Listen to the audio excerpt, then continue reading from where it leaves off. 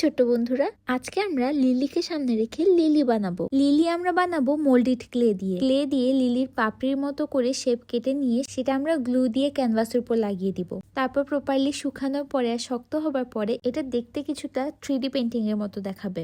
ভালোভাবে শুকিয়ে যাওয়ার পরে প্রথমে আমি লিলির যে সারফেসটা অর্থাৎ ক্লের যে অংশটা সেখানে জেসো অ্যাপ্লাই করে দিব। জেসো অ্যাপ্লাই করার মূল কারণ হচ্ছে জেসো মূলত প্রাইমার হিসেবে কাজ করে, যেটা আমাদেরকে রং ব্যবহার করার পূর্বে অ্যাপ্লাই করে নিলে রংটা আমি ভালোভাবে সারফেসের উপর বসাতে পারবো।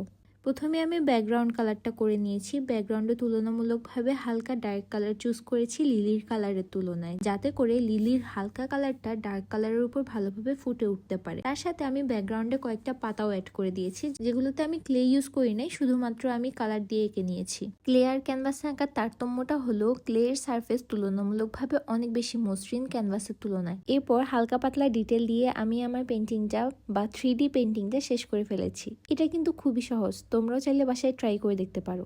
আর এটা বানানোর জন্য প্রত্যেকটা উপকরণ ক্যানভাস থেকে শুরু করে ক্লে, কালার সবকিছু তোমরা পেয়ে যাবা মিবাস্কি পেজে।